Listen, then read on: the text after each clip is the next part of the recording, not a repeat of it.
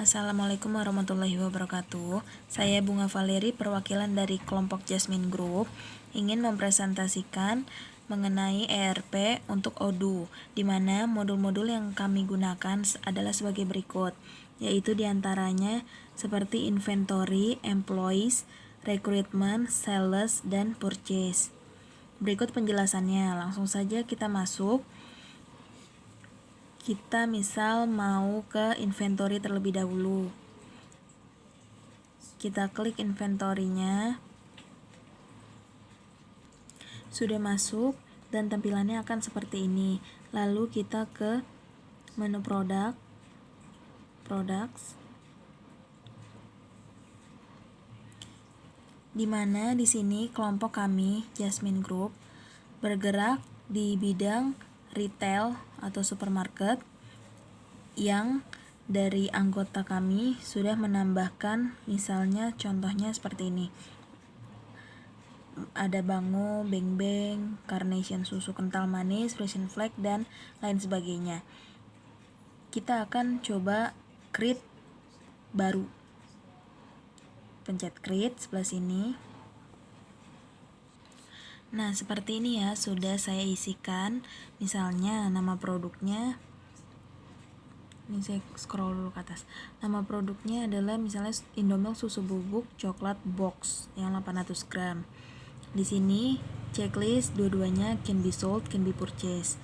Bisa dijual, bisa dibeli. Jadi kalau stok ini habis, kita bisa stok lagi, bisa restock lah, bisa dibeli lagi ke vendor. Can be sold berarti bisa dijual. Dijual ke mana? Ke customer. Nah, nanti di sini ada informasi di bawahnya.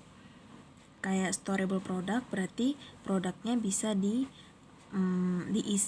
maksudnya dibeli lagi, dijual, dibeli, dijual gitu. Terus kategori produk ini all aja nggak apa-apa. Nah, ini internal reference. Ini sih kayak SKU ya. Kalau di supermarket kita kenal SKU atau internal code dari perusahaan yang buat kodenya. Nah, kalau barcode ini dari biasanya yang nempel pada barang. Barcode pada barang ini, barcode ini biasanya berjumlah 13 digit, dimana di depannya dimulai dari angka 8, misalnya 888, 9, bla bla bla gitu misalnya. Tapi rata-rata sih kalau barcode 8 depannya, atau bisa juga sih 4, enggak cuma 8 tapi rata-rata umumnya 8 depannya dan 13 digit kalau barcode. Terus di sini isi sell price, harga jualnya berapa. Harga jualnya misal kita tarik harga kita tembak harga agak naik sedikit dari harga modal kita. Misal kita jual 85.000 dengan customer tax 10%. Seperti biasa. Terus internal note. Ini kayak deskripsi aja sih kalau internal note ini. Kita copy paste aja dari judul, misalnya Indomilk susu bubuk coklat nih, kita copy paste ke bawah. Atau internal note-nya di sini misalnya di sini cuma tulisan Indomilk susu bubuk doang, misalnya kayak gitu. Berarti internal notes-nya bisa aja kita tulis renceng, apa box atau apa. Nah, ini cuma kayak deskripsi gitu sih. Nah, udah deh, tinggal kita simpan di save. Jangan lupa jika kalian sudah menginput apapun di save. Nah, udah seperti ini. Kita balik lagi ke nih produk sini, kita klik. Nah, udah masuk belum tadi apa nama barangnya? Indomilk kan, Indomilk susu bubuk coklat, udah Indomilk aja deh. Kita enter. Nah, ini udah masuk nih. Indomilk susu bubuk coklat box harga 85.000. Nah, tapi ini kan on hand 0 units kan, berarti belum masuk. Belum ada kuantitinya. Nah, kita masuk dulu nih, kita masuk. Coba. Nah, di sini ada update quantity untuk mengisi stok, update quantity. Udah. On hand-nya berapa? Misalnya kita punya barang supermarket ya, berarti misal kita targetin kita punya barang 300 deh. Nah, 300 kayak gini. Terus kita apply. Nah, udah deh. Nah, berubah di sini nih. Udah ada datanya 300 unit on hand. kayak gitu. Nah, kita balik lagi ke sini. Ini udah masuk ya, stok sama nama produk apa segala macam udah masuk. Udah semua, stok sama nama produk udah. Kita kembali ke produk. Nah, kita kembali ke modul menu awal karena inventory udah. Nah, terus kita jelasin di employees. Pencet deh modul employees. Nah, di sini juga kelompok kami juga sudah mencoba untuk memasukkan data-data karyawan.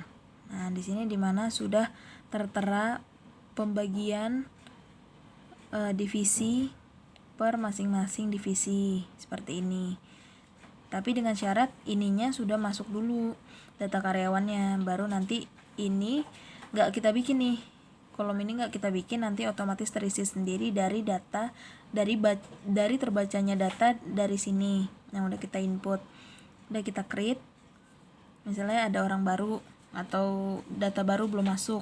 Misalnya nama karyawannya adalah Ria Sukmawati. Misalnya namanya Ria Sukmawati, dia adalah administrasi staff. Terus work mobile phone-nya juga ini ceritanya samain aja nomornya. Terus work emailnya misalnya riasukmawati@gmail.com ya kan.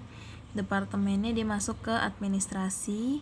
Nah, ini bisa dipilih nih, atau kalau belum ada, ini kan administrasi ini kan udah dibuat, jadi bisa dipilih kan.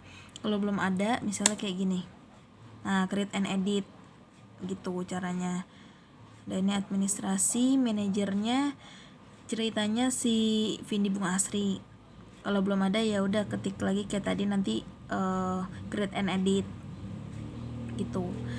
Ini manajer terisi, nanti coach otomatis terisi juga. Nah, udah gitu. Ini work location-nya di Rawamangun, Jakarta.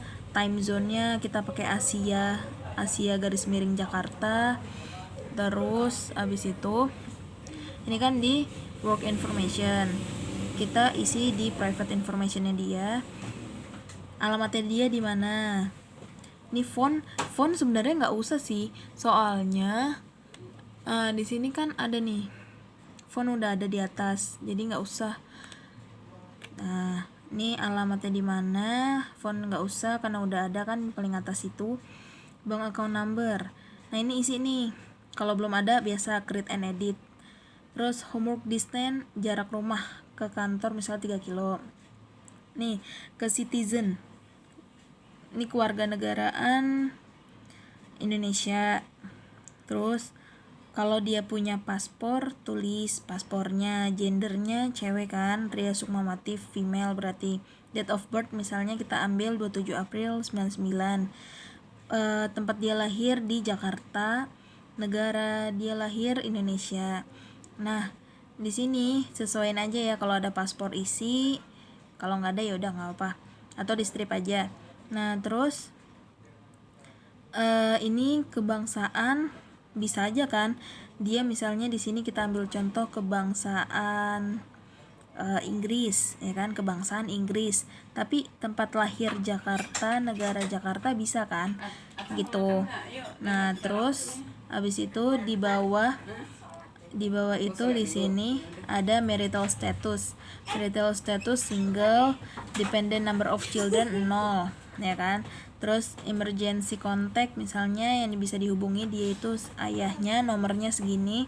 Nah, work permit, nah izin kerjanya ini misalnya nomor visanya berapa, kalau ada isi, kalau nggak ada ya udah nggak apa.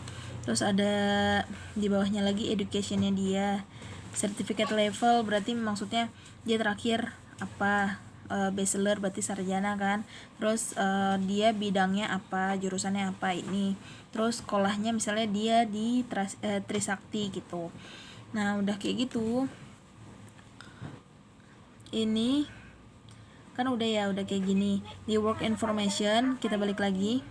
Di sini sebelah sini ada organization chart, kayak hierarki gitu kan. Nah, kalau misalnya ini manajer sama coachnya tadi nggak kita isi atau blank kosong gini, ini nggak bakal ada. Dan dia berdiri sendiri sih, Ria Sukmawati berdiri sendiri. Cuma kalau misalnya manajer atau coachnya diisi, nah ini bakal ada hierarkinya. Jadi si Ria itu nanti dikepalai oleh si Vindi Bunga Asri karena kita isi manajernya di sini Vindi Bunga Asri seperti itu. Nah, udah kayak gitu ya udah kita save.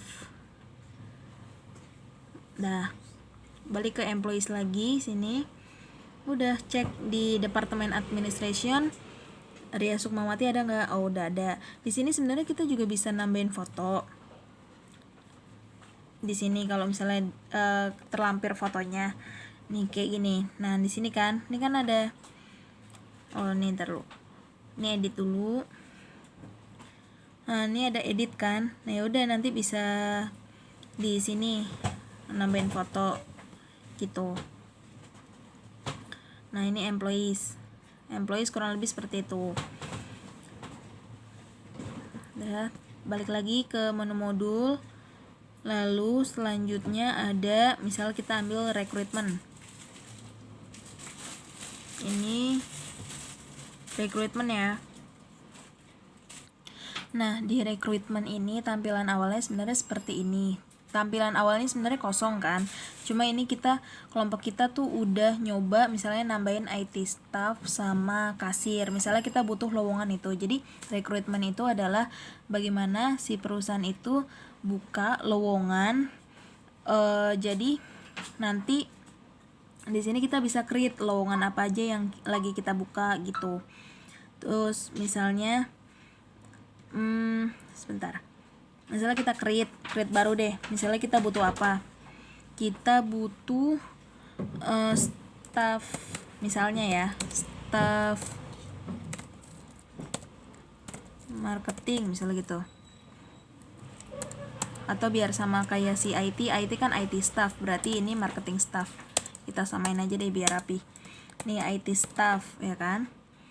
Terus application emailnya kita samain aja, tapi ini kecil semua, marketing staff gitu kan. At jasminegroup.odoo.com gitulah. Udah kita create. Udah ada kan? Nih, tampil kayak gini.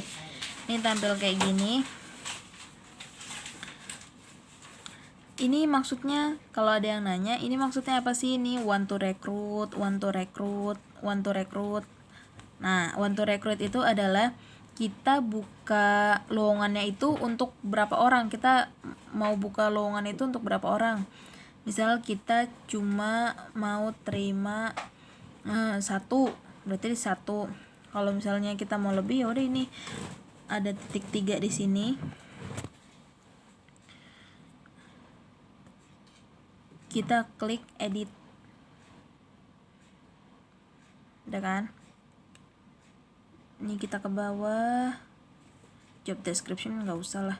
Nih recruitment, nih expected new-nya misalnya kita berharap 1 atau 2 lah misalnya gitu. Ya tergantung kebutuhan. Kalau misalnya kebutuhannya lagi banyak ya tulis ini misalnya 5 atau minta 10 orang. Kalau marketing banyak sih biasanya, misalnya ya 2 deh, misalnya kita butuh 2. Ini departemennya marketing dong, mana nih marketing? Oh belum ada, ya udah ketik aja marketing misalnya gitu. Coba create and edit marketing. Oke, ini misalnya manajernya kosongin aja dulu. Tapi kalau ada manajernya ya udah isi manajernya siapa. Terus parent departmentnya, oke. Misalnya jadi gini, ini department name sama parent department, maksudnya gini. Misalnya dia departemennya ambil contoh desain grafis atau komunikasi visual, itu pasti masuknya ke departemen markom gitu. Jadi dia punya induk departemennya. Cuma ini langsung aja kita save departemen marketing. Oke. Nah udah kan. Nih recruiter, penanggung jawab siapa? Misalnya aku deh. Di sini misalnya saya ya, Bunga Valeri gitu kan. Udah, terus di save gitu caranya. Nah udah kan. Terus abis itu Klik lagi ke job position. Ini nih, kalau ada yang bertanya-tanya, ini kayak IT staff at Jasmine Group Odoo yang kita buat tadi, terus kasir at Jasmine Group Odoo. Nih kayak yang kita buat nih, marketing staff at Jasmine Group Odoo. Jadi nanti kalau misalnya ada si pelamar yang mau apply gitu kan di perusahaan kita, nah mereka bisa emailnya tuh ke sini, ke marketingstaff@jasminegroup.odoo.com gitu. Nah terus ini nih maksudnya zero application, ini yang biru-biru ini, itu maksudnya belum ada pelamar yang masuk gitu, belum ada yang lamar.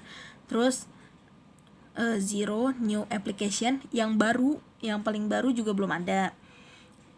Ini juga belum ada. Kalau zero itu kan berarti belum ada nih, berarti belum ada yang masuk lah lamarannya. Gimana kalau mau ngelamar gitu kan, misalnya gitu. Nah caranya, misalnya nih kita contoh aja deh.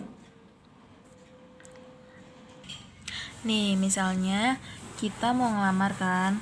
Nah misalnya orang mau ngelamar, pasti yang tadi tuh kan kita udah share tuh ke publik kan. Misalnya kita share lah di JobsDB atau di mana gitu kan, atas yang ada di sini emailnya. Nih misalnya kasir at jasminegroup.odoo.com misalnya gitu, kita copy paste. Nah di sini misalnya kayak marketing staff at jasminegroup.odoo.com, subjeknya marketing staff, strip namanya misalnya Cika Isabella, Dear PT Jasmine, ya kita kirim email lah kayak biasa. Nah gini kan, Nikas Cika Isabella harus ya gitulah intinya, kita kasih contoh kayak gitu, kita kirim. Nah ini udah kita kirim. Ah udah send kan, udah terkirim. Kita buka di sini. Ntar kita refresh dulu. Ini belum masuk nih. Kita refresh dulu.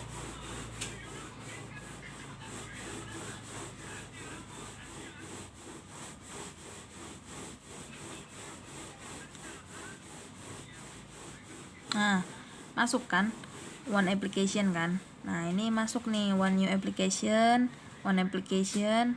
Nah udah kita klik. Nah ini kan baru masuk tahap pertama, initial qualification. Kita buka, kita klik aja tuh yang tadi kita email.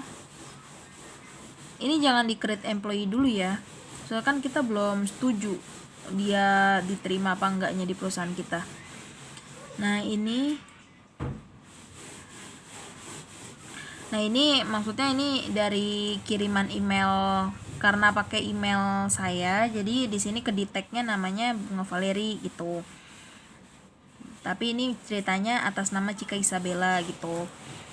Ini ada alamat asal pengirimnya kan bungavaleri1@gmail.com, applied jobnya marketing staff gitu. Nah ini kayak gini kan, udah jadi gini. Ini kan udah nih, baru tahap 1. Misalnya nih kita mau first interview. Kalau misalnya dia bisa masuk ke first interview, nanti kita klik di sini first interview, ya kan. Nah kalau misalnya kita dia ternyata dia lolos nih di interview pertama, terus mau ke second interview yang kedua, nah udah kan, kita klik aja. Nanti efeknya di mana? Efeknya di sini, sebentar, di application. Dia bakal pindah di sini. Tadi kan di sini.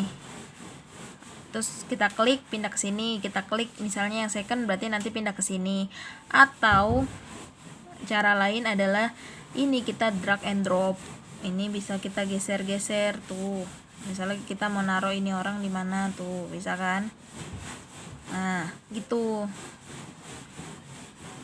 Nah, kita balikin lagi misalnya di sini. Udah, masuk lagi. Udah. Nah, kalau kita mau jadwalin nih, jadwalin. Nah ini nih masuk di sini aja nih, kita jadwalin mau meeting pertama nih sama dia tanggal berapa, jam berapa nih, ada di sini. Kita klik yang kalender, nanti diatur, dijadwalin.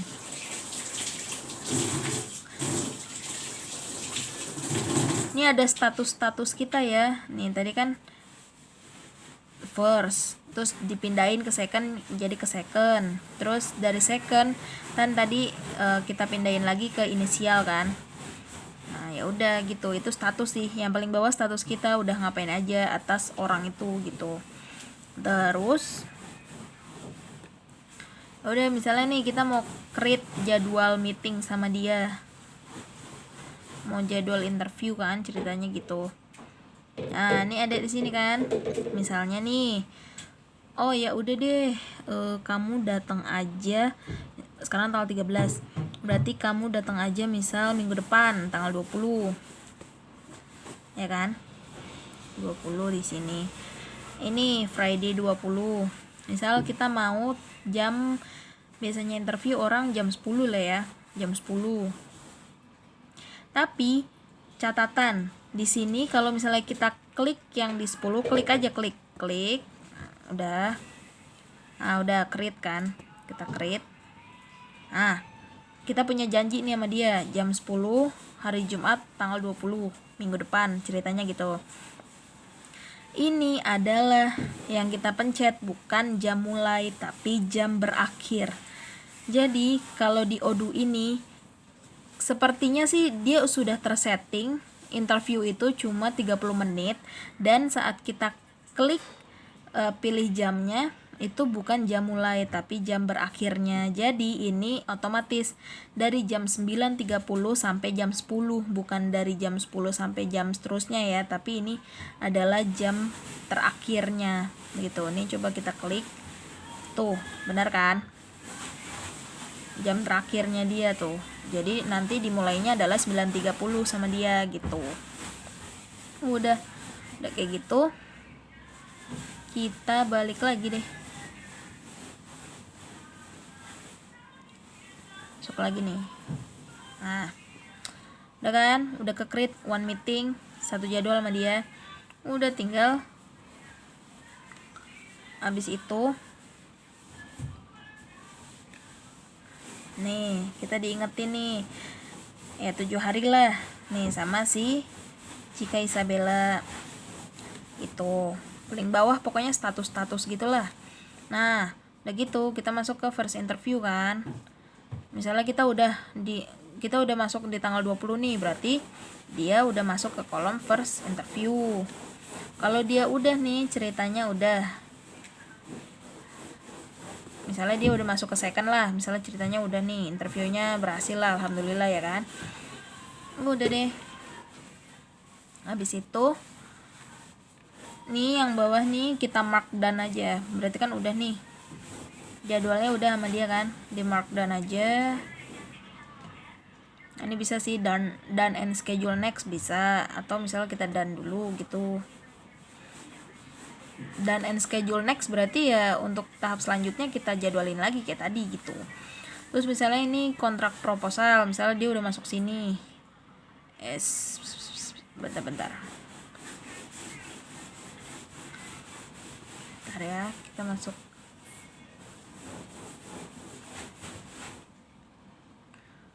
Nah gitu deh pokoknya. Nah terus,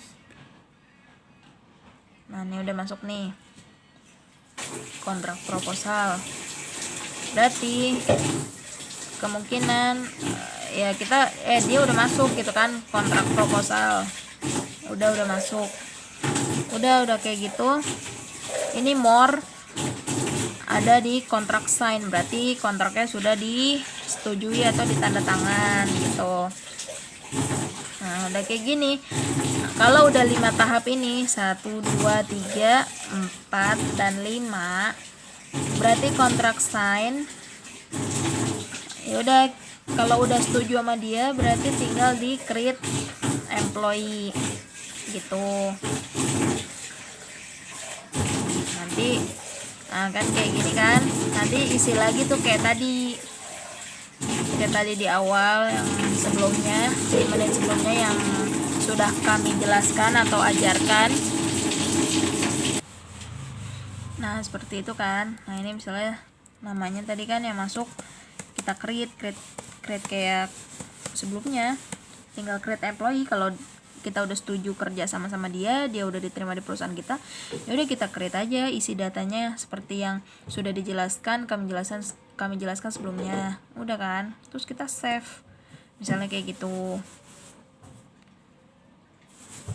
tuh, itu udah. Terus kita ke application, coba kita lihat udah kosong kan, soalnya udah inilah, udah oke lah sama dia. Terus ke job position.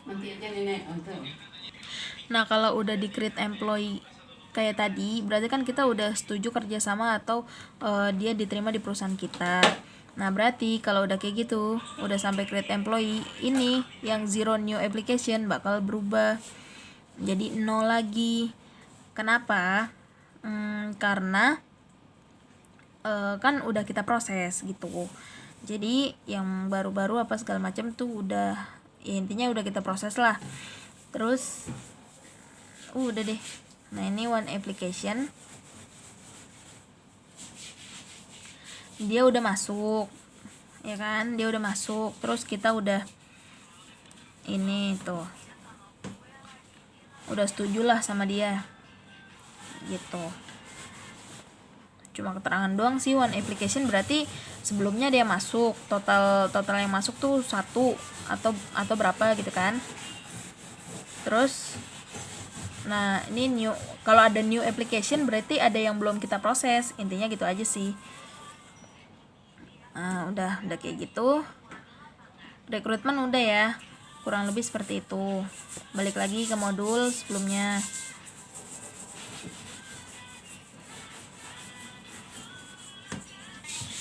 Terus abis itu coba kita ke modul sales.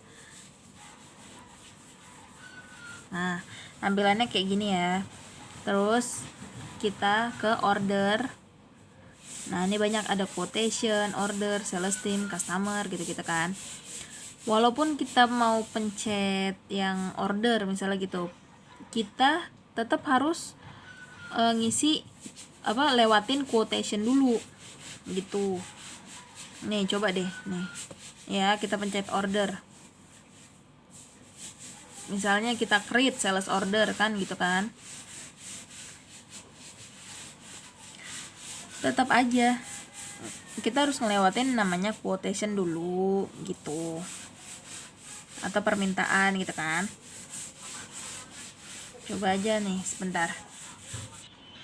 Nih di quotation, nah new kan, misalnya ini karena kita retail, misalnya customernya itu kita ngelayaninnya misalnya offline. Nah offline misalnya customer ke 30 misalnya gitu, expiration misalnya hari ini gitu kan. Karena kan kalau misalnya kita bicara offline, misalnya dia offline, berarti kan kasirnya itu kan nerima duitnya langsung, terus transaksinya langsung pada saat itu juga. Makanya di sini dari customer ke 30 ini expirationnya itu hari ini 13 November. Terus payment termnya immediate payment, pembayaran segera gitu kan. Terus ini nanti di sini ada add product. Ya udah kita tambahin, ini karena sales berarti kita ngejual sama orang itu, sama customer kan. Ngejual apa? Ngejual yang dia mau. Misalnya dia mau beli beng-beng. Udah, kita add product, pilih beng-beng. Nanti untuk deskripsi, quantity, nah sama unit price itu nggak usah diisi. Maksudnya diisi, yang description nggak usah karena otomatis kan dia ikutan dari sini kan, dari produk, nempel sama produk kan, jadi ini nggak usah diisi. Quantity itu diubah aja, karena misalnya customernya mau beli 10, ya udah di sini ketik 10 gitu. Terus kalau unit price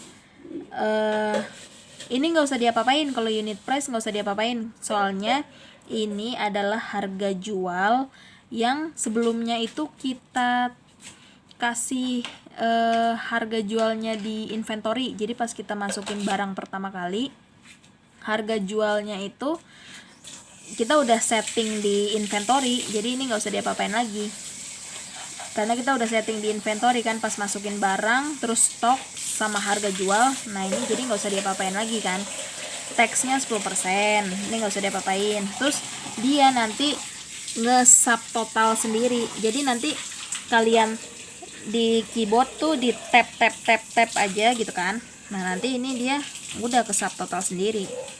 Udah deh. Nah udah kayak gini, nanti dia ngitung sendiri kan, subtotal sendiri, total sendiri, terus dia tahu teksnya berapa, jumlah tanpa teksnya berapa gitu-gitu. Nah udah kayak gitu. Ini kalau misalnya mau send by email ke mana, ke orangnya bisa gitu kan, ke customernya misalnya gitulah, send by email ke customer bisa, atau kita confirm.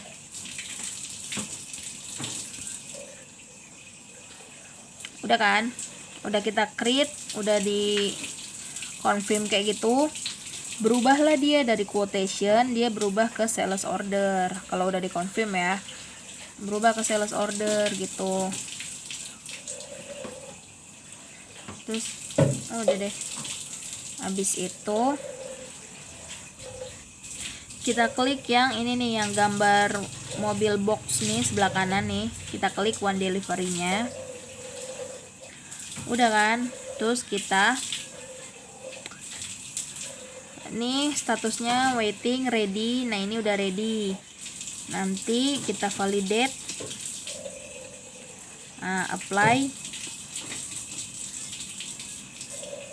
udah kan, demand permintaan 10 yang quotation tadi kan, udah di validate, di apply, oke, jadinya done atau selesai gitu kan, gitu.